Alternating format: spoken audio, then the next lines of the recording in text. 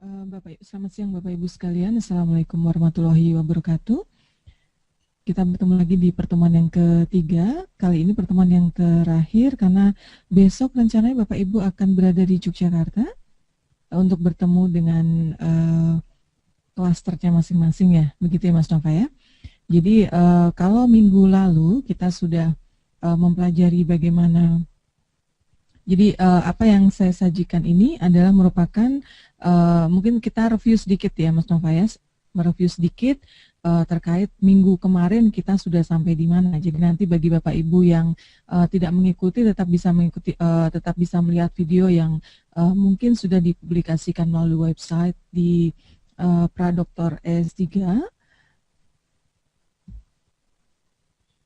Tapi kalau misalnya belum, kita akan review sedikit, flashback sebentar, kemudian kita akan maju untuk kegiatan selanjutnya begitu.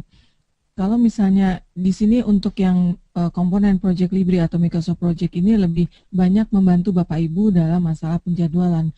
Mungkin awalnya mungkin agak sulit dalam istilahnya implementasi, tapi kemarin bagi Bapak Ibu yang sudah mencoba-coba ya, kurang lebih istilahnya kita dalam satu setengah jam yang minggu kemarin itu sudah beberapa sudah bisa, dan kemudian kita akan lanjutkan ke program selanjutnya.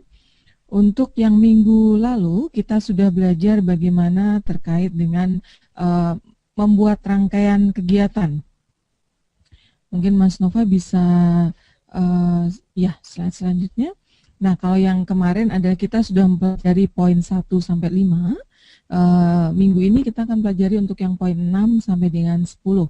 Seperti itu. Jadi kita mungkin flashback sebentar untuk yang poin 1 sampai dengan 5. Mungkin bisa dibuka aplikasinya ya Mas Nova ya. Ya. Jadi saya berharap Bapak Ibu sekarang sudah melakukan install untuk Project Libre, karena ini Project Libre ada yang open source, jadi yang mudah, tetapi mungkin ada beberapa fungsi yang berkaitan dengan open source, jadi sangat terbatas fungsinya, berbeda dengan yang memang tidak open seperti itu ya. Jadi untuk yang bagaimana cara membuat rangkaian kegiatan? Yang pertama kita buka aplikasi Project Libre-nya terlebih dahulu. Kemudian akan ada muncul kotak ya. Tampilan awalnya seperti ini. Kemudian untuk membuat new, Mas Nova, untuk membuat baru, kemudian harus memasukkan. Nah, kalau di sini harus memasukkan nama proyeknya itu apa. Di sini ada terkait dengan disertasi S3 Bapak Ibu, jadi tulis saja disertasi atau pendidikan S3, seperti itu juga tidak apa-apa. Kemudian untuk manajernya boleh tulis nama Bapak Ibu sekalian. Kemudian untuk start date-nya atau kapan memulainya, mungkin kita bisa pakai minggu ini juga tidak apa-apa, karena nanti Bapak Ibu baru mulai besok ya mungkin ya. Kemudian kalau ada catatan-catatan khusus silakan ditampilkan di sana, di notes. Kemudian kita klik OK. Maka Bapak Ibu sudah akan masuk ke nama dari Project Libre seperti itu. Kemudian kita mulai create suatu project. Di sini sudah create, kemudian nanti akan muncul tampilan seperti ini. Nah, kita akan mulai di kolom yang pertama. Kolom yang pertama merupakan rangkaian dari kegiatan apa saja yang akan Bapak Ibu lakukan.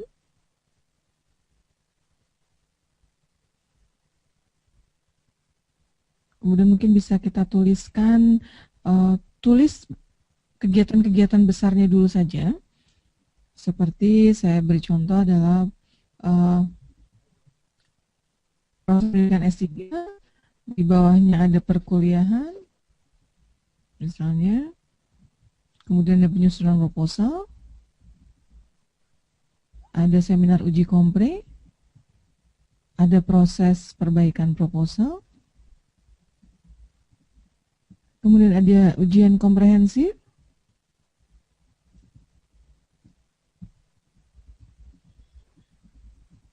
ada penelitian, ada seminar hasil, penulisan disertasi itu sendiri, sidang kelayakan, yang terakhir adalah pendidikan selesai. Nah, dari beberapa rangkaian kegiatan yang besar ini, Bapak Ibu bisa membreakdownnya menjadi kegiatan yang lebih kecil lagi dengan melakukan insert, artinya kursornya diarahkan ke masih di baris-baris. Misalnya perkuliahan kita mau insert ya di bawah perkuliahan, kita akan insertkan langsung masuk di tas langsung di insert saja.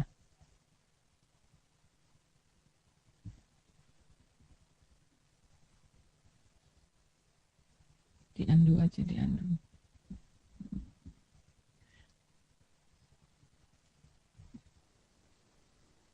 Taruh di bawahnya, kemudian kita akan insertkan satu kegiatan. Nah, dari sini Bapak Ibu akan memasukkan sub kegiatan dari perkuliahan misalnya. Misalnya adalah proses kuliahnya itu sendiri. Tulis aja proses kuliah. Berhubung proses kuliah ini merupakan sub dari perkuliahan, maka kita akan indenkan atau masukkan proses perkuliahan menjadi sub kegiatan, maka kita akan klik indent. Ya, sekarang di sana akan terlihat bahwa kegiatan utamanya adalah perkuliahan, kemudian sub kegiatannya adalah proses kuliah. Kemudian Bapak Ibu bisa menambahkan dengan menyisipkan kegiatan-kegiatan di dalam kegiatan-kegiatan yang besar. Misalnya kita akan contohkan sekali lagi bahwa untuk penyusunan proposal kita mungkin ada 3 sub kegiatan di bawahnya. Jadi kita akan insertkan 3 kolom di bawahnya, mungkin bisa diblok aja ya.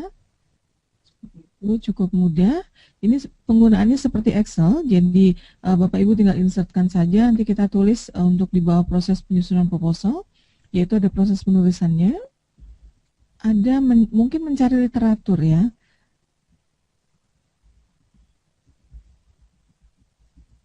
Kemudian ada proses editing. Ya, sementara kemudian untuk proses perkuliahan, untuk penulisan, literatur, dan editing, kita akan blok. Kemudian kita indent kembali karena merupakan sub dari kegiatan penyusunan proposal.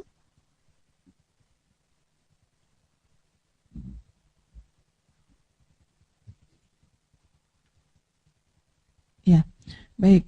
Ini adalah kolom yang pertama. Nanti mungkin Bapak Ibu bisa melanjutkan lagi, atau mungkin bagi Bapak Ibu yang sudah memiliki atau sudah membuat di sela-sela periode 1 minggu yang lalu, mungkin nanti bisa kita buka kembali untuk melihat apakah memang sudah sesuai atau belum.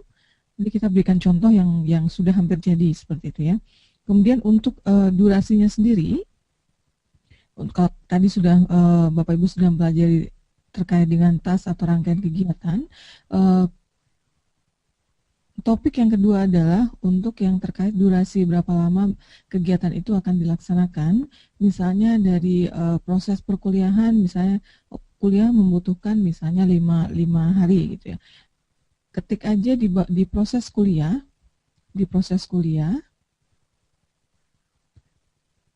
ya di sana diketik angka 5, kemudian di enter. Ya, di sana akan langsung berubah, kemudian berapa lama akan berbeda dengan waktu-waktu di bawahnya.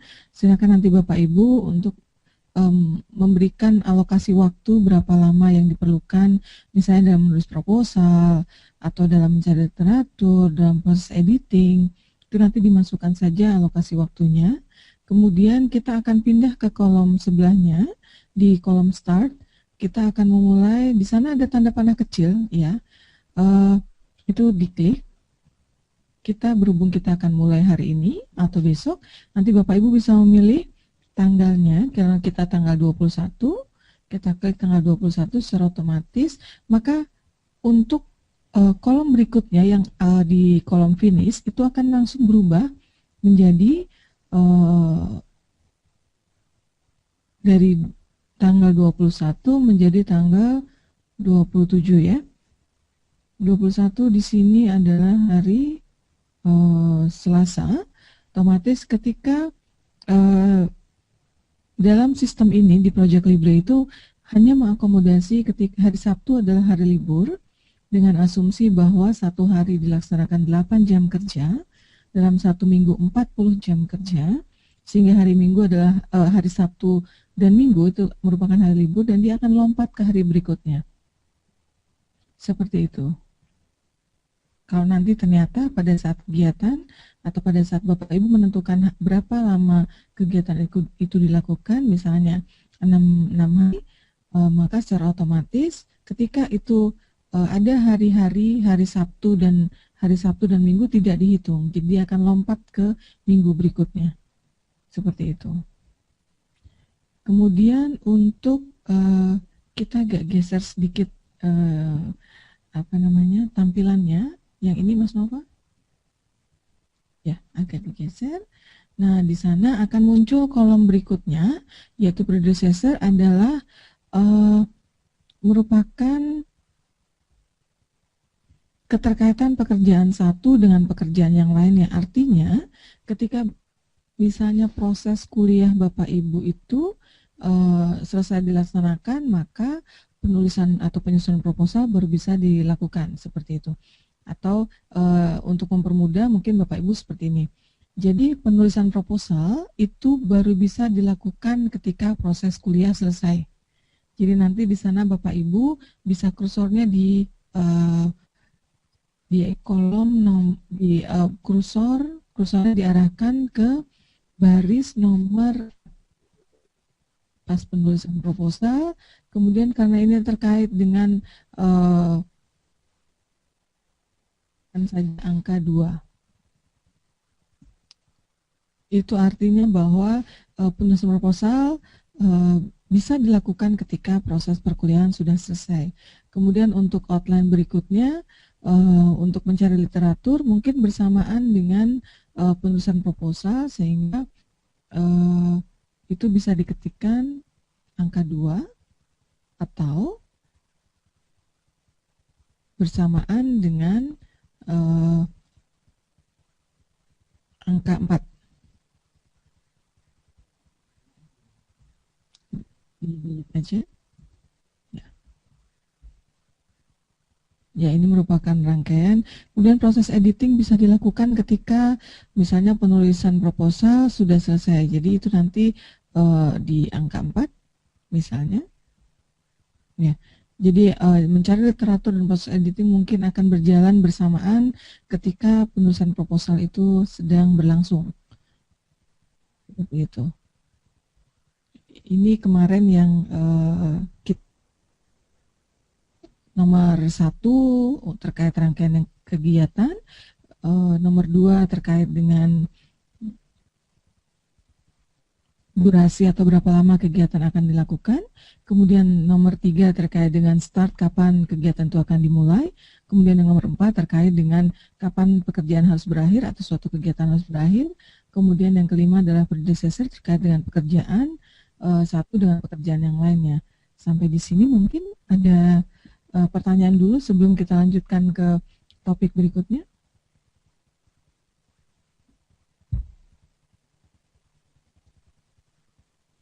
Ada pertanyaan? Belum ada ya? Ini kemungkinannya ada 2. Satu bingung, yang kedua memang saya sudah mengerti. Dan saya berharap bahwa Bapak Ibu sudah cukup mengerti dan sudah mempelajarinya sendiri di rumah, karena ini cukup mudah karena kita ambil yang Reblay yang tidak se-complicated dari Microsoft Office yang berbayar seperti itu. Jadi mungkin ada pertanyaan dari Bapak Ibu?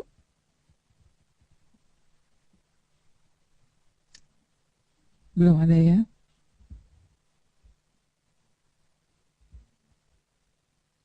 Oke, baik. Kalau tidak ada pertanyaan, kita akan mulai untuk apa namanya, untuk kegiatan berikutnya atau apa sih yang mau kita lakukan di minggu ini, yaitu dari nomor 6 sampai dengan nomor 10. Nanti dari mulai apa saja yang akan kita libatkan terkait dengan resources, bagaimana cara kita menyajikan hasil pekerjaannya, kemudian kita juga akan tahu baseline itu seperti apa.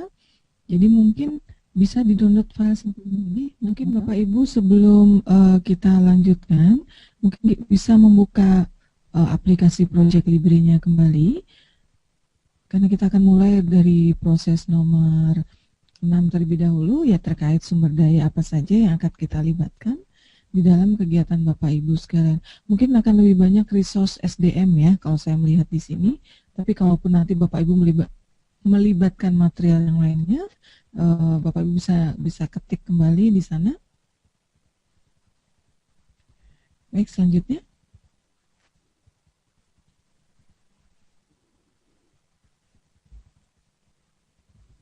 Ya, jadi nanti ketika ada resources, dalam melibatkan resources, maka tampilannya akan seperti ini.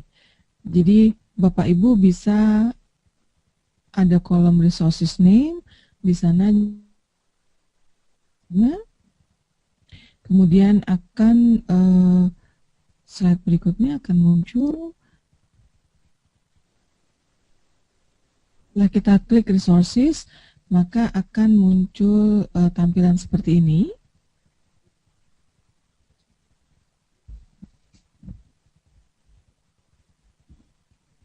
Baik, mungkin kalau nggak dicoba di aplikasinya, mungkin Bapak Ibu agak sulit gambarannya. Kembali lagi ke untuk aplikasinya. Ya, di sini nah, di tampilan Project Libre ada resources name yang paling ujung kanan. Kita klik resourcesnya dulu. Kemudian saya bantu ketikkan, tetapi Bapak Ibu tidak bisa mengetikkan ini secara langsung, jadi harus masuk di resourcesnya. Ini bedanya dengan Microsoft Office yang Microsoft Project, karena kalau di Microsoft Project itu langsung bisa ketik langsung di dalam sheet-nya, tapi kalau di Project Libre ini agak berbeda, jadi Bapak Ibu harus ketik dulu atau klik di resources, ada di ujung kiri, Mas Nova. Ya, itu bisa di double klik atau kita lihat di ujungnya ya.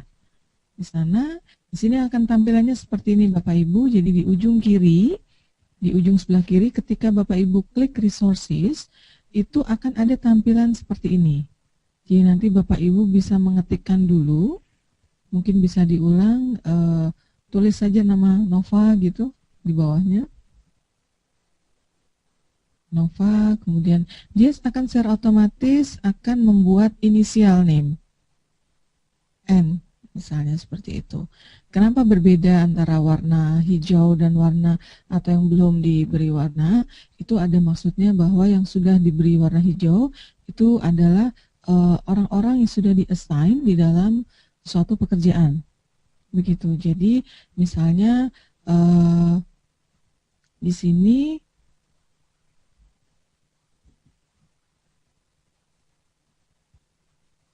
untuk Nova coba diklik, double klik, ya akan ada tampilan seperti ini. Nah mungkin di general informasinya adalah ada dua tipe untuk mungkin bisa kursornya di tanda panah yang ini. Mas Nova, yang ini. Ya, di sana ada apakah bekerja atau material, karena kita akan melibatkan SDM, otomatis dia akan bekerja. Itu ya, jadi nanti kalaupun Bapak Ibu akan menambahkan, misalnya saya butuh buku, saya butuh ini, itu otomatis bagian dari material atau yang tidak bergerak seperti itu ya. Jadi kita akan tetap dengan klik work-nya aja, karena akan Bapak Ibu tentunya akan melibatkan SDM atau Bapak Ibu yang akan bekerja di dalam menyelesaikan suatu pekerjaan terkait dengan program S3-nya, seperti itu.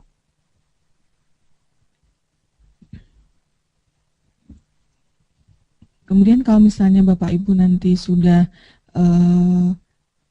klik untuk, coba kembali lagi ke aplikasinya, ya.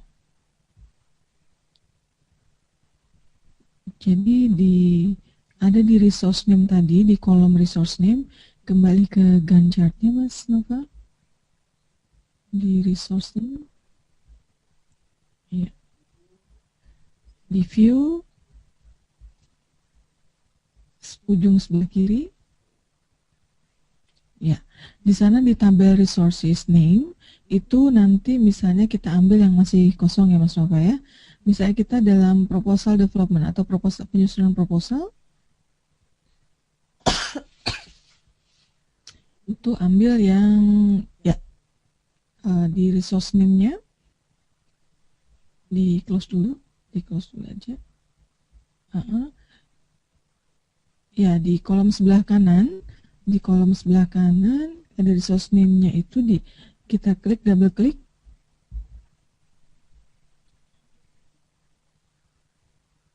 Oke, di sebelah kanan ada tanda warna biru ya.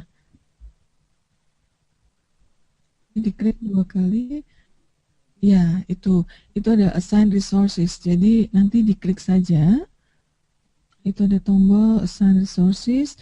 Nanti tinggal diklik siapa yang akan di-assign dalam kegiatan tersebut. Misalnya diklik, kembali lagi di nama Dewi, diklik 1 kali, klik 1 kali, di-assign.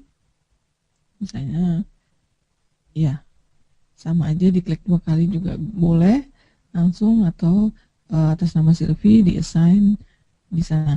Maka di close, hanya ada 4 orang yang terlibat di dalam penyusunan proposal, dan itu misalnya membutuhkan waktu masing-masing adalah 2 jam, begitu. Kemudian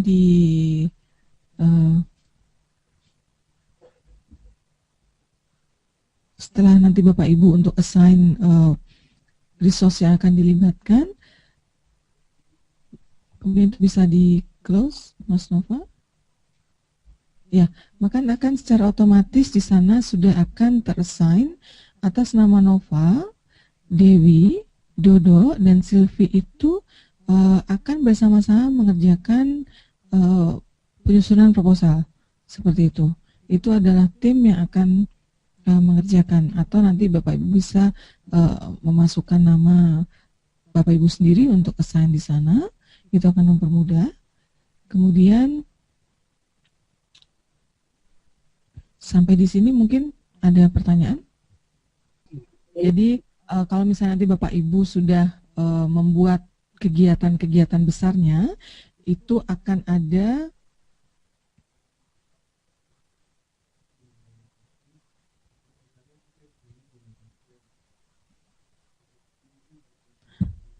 Oke, baiklah. Mungkin bisa kita ulang aja ya untuk yang terkait indentasi. Sebenarnya ini kegiatan materi minggu kemarin, tetapi tidak apa-apa. Jadi ketika Bapak Ibu sudah membuat kegiatan-kegiatan besarnya, maka mungkin bisa kolomnya bisa digeser sedikit, Mas Nova, ya, ke yang sebelah kiri ya. Di sana ada kegiatan besar yang sudah mungkin angka minus-minusnya itu tidak bingung bahwa tidak semua diklik, Mas. Yang disertasi ya, di bawahnya disertasi aja. Jadi di sana sudah ada kegiatan-kegiatan besar yang memang sudah dibuat draftnya. Kemudian berhubung di sini ada, misalnya kita lihat ada proses pendidikan S3, kita klik. Nah, sebelum menjadi seperti ini, mungkin bisa kita kembalikan lagi ya Mas Nova ya. Jadi di outden, di task, nanti Bapak Ibu bisa ketika, aduh saya melakukan suatu kesalahan tidak bisa, ya itu aja mungkin bisa buat contoh aja. Jadi nanti, nah ini, ketika Bapak Ibu ingin menyisipkan suatu kegiatan di bawah seminar uji kompre, misalnya berarti kita harus menginsertkan atau menambahkan row dulu ya, atau menambahkan sub kegiatannya, maka kita klik yang ada di tanda plus itu ada insert, itu bisa di-insert dulu. Ya, kemudian kita insert, kita tuliskan misalnya seminar uji kompre, itu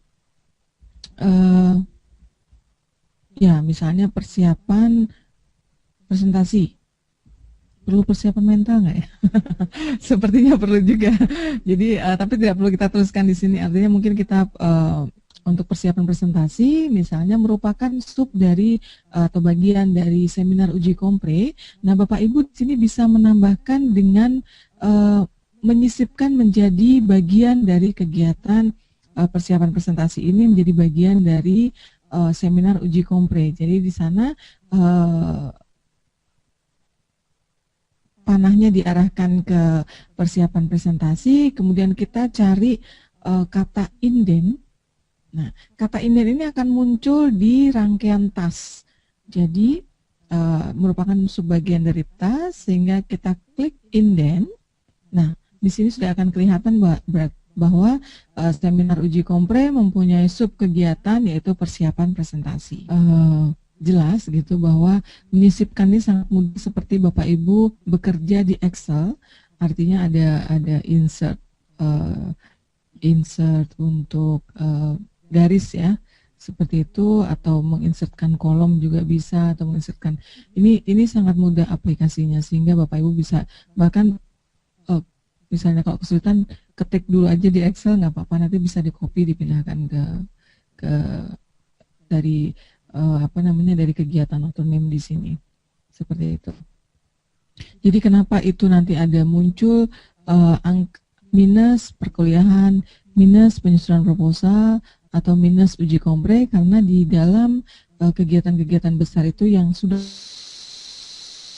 itu mempunyai sub-sub kegiatan yang bisa dijabarkan lebih lanjut sebetulnya gitu.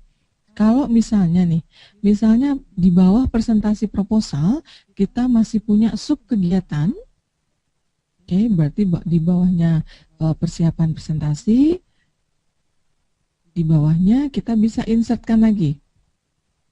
Misalnya persiapan presentasi itu berarti misalnya membuat PowerPoint, misalnya kita insertkan. Oke, membuat PowerPoint ini merupakan subbagian dari persiapan presentasi. Maka akan kita indenkan kembali karena merupakan subbagian. Silakan Mas Mufa bisa contohkan. Oke, jadi di sini ada sub kegiatan lagi. Yang itu bisa sampai berlayer-layer atau bisa beberapa kali tahapan dalam sub kegiatan, sehingga jangan khawatir, Bapak Ibu bisa menambahkan di sana. Seperti itu. Oke, mungkin bisa di-enter. Oke. Baik, semoga nggak ada pertanyaan ya terkait dengan menambahkan atau mengurangi. Kalau misalnya nanti Bapak Ibu ternyata kegiatan misalnya membuat PowerPoint itu tidak jadi saya lakukan, itu mudah sekali, tinggal Bapak Ibu nanti delete aja. Oke, kursornya diarahkan ke buat PPT, kemudian langsung di atas itu ada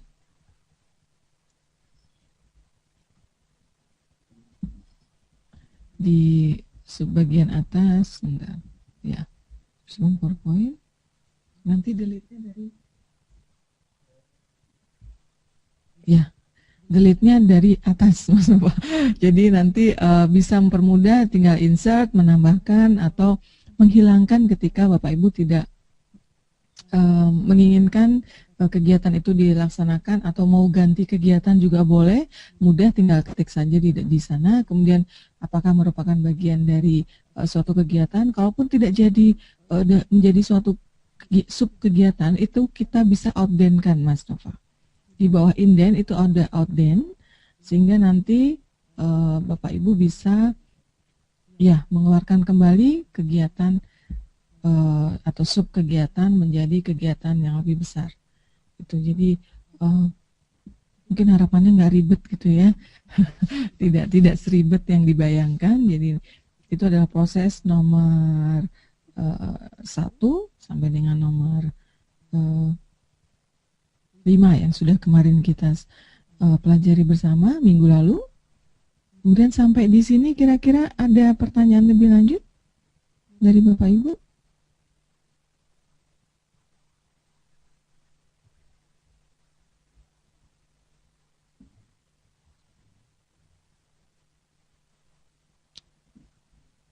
Belum ada ya Mas Nova ya? Baik,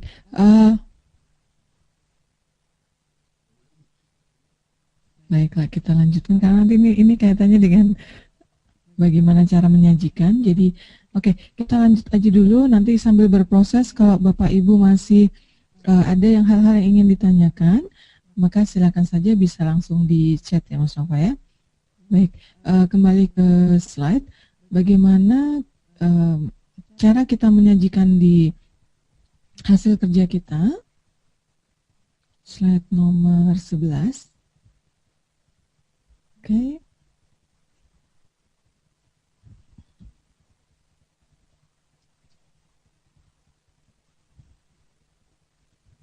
Ya, nanti akan tampilannya seperti ini.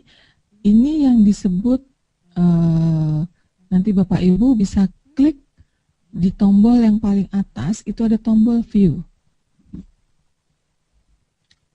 Nah, di sana di tombol view, kemudian yang disebut dengan Gantt chart atau penyajian kerja adalah yang di sebelah kanannya. Karena yang sebelah kiri itu merupakan baseline kita. Jadi bagaimana cara menyajikannya? Ini ada beberapa tampilan. Jadi kalau Gantt chart itu adalah tampilannya yang sebelah kanan, di sebelah kanan aja. Nah, ya, yang itu yang ada tabel-tabel warna merah, ada warna hitam, gitu ya. Itu merupakan tampilan dari Gantt chart. Kemudian kalau nanti Bapak Ibu menghendaki ada slide selanjutnya, maka tampilannya akan seperti ini.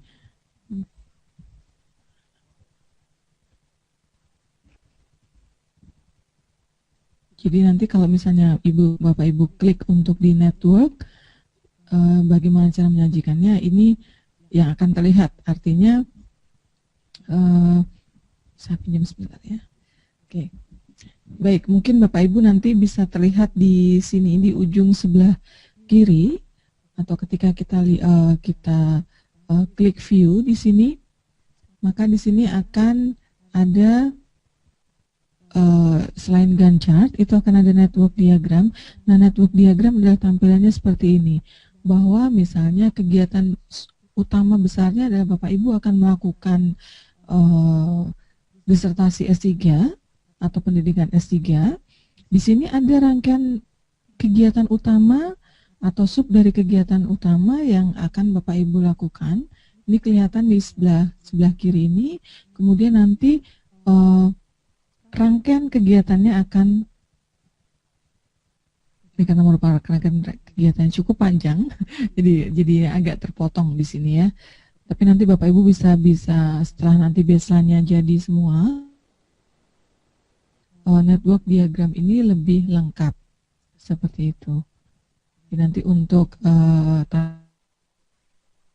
network diagram, kemudian ada tampilan lain yang terkait dengan work breakdown structure dari jadi tampilannya agak kayak seperti struktur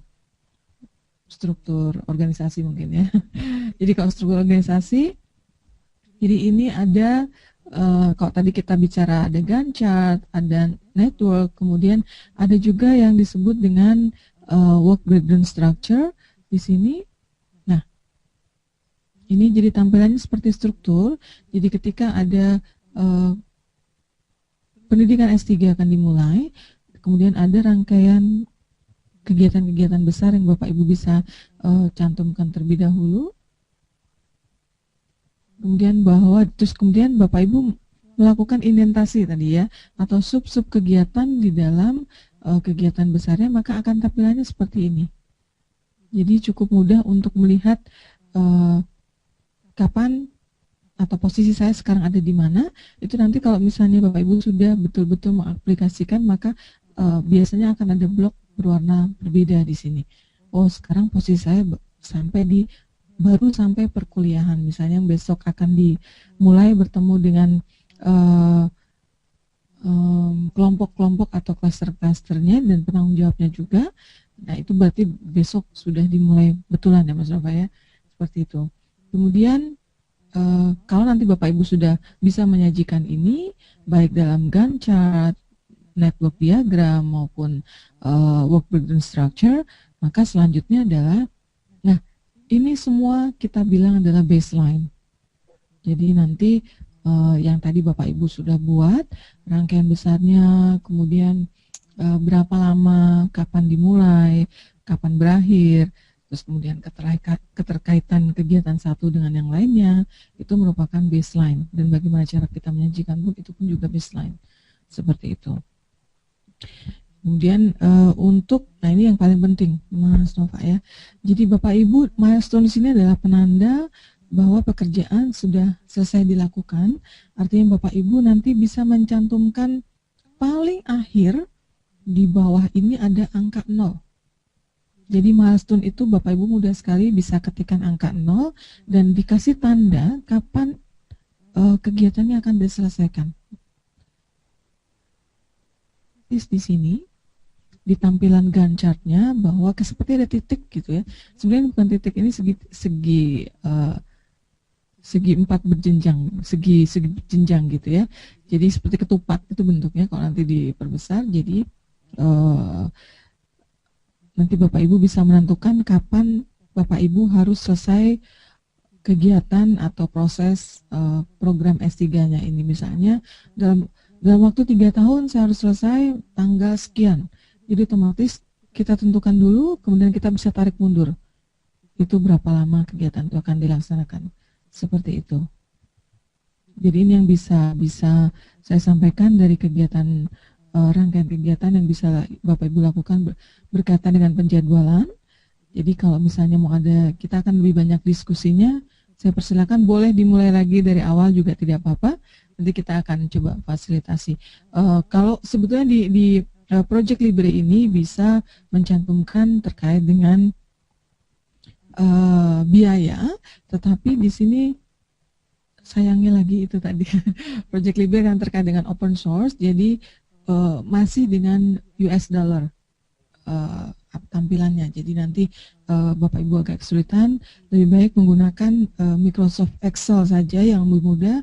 Kemudian karena bisa dikalikan berapa, karena tentunya tidak, misalnya kita akan tidak hanya SDM yang akan dilibatkan, tetapi juga mungkin material, artinya saya membutuhkan kertas, saya membutuhkan fotokopi, saya membutuhkan transportasi lokal dan sebagainya, itu bisa diakomodasi di Microsoft Excel seperti itu.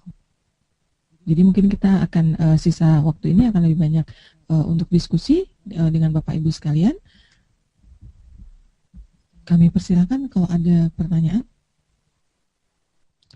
Baik, mungkin bagi Bapak Ibu yang masih bergabung sore hari ini, kan mungkin juga waktunya sudah agak sore ya Mas Nova ya. Jadi mungkin juga istilahnya beliau juga melakukan aktivitas yang lain, sehingga nanti takutnya ini sebenarnya untuk mempermudah Bapak Ibu sekalian dalam melakukan penjadwalan atau aktivitas, dan mungkin ini tidak hanya dilakukan untuk program S3 saja, artinya Bapak Ibu untuk kegiatan-kegiatan lain yang kegiatan mendukung pekerjaan Bapak Ibu itu juga bisa dilakukan dengan Project Libre seperti itu. Silakan Mas Nova. Oke, ini sudah tidak ada pertanyaan lagi ya Pak Bu. Oke, 1, 2, 3 sudah tidak ada. Ya sudah, kita akhiri saja sampai di sini. Terima kasih kepada Ibu Evi yang telah memberikan materi mengenai manajemen proyek. Terima kasih. Sampai ketemu insya Allah besok. Selamat sore. Wassalamualaikum warahmatullahi wabarakatuh.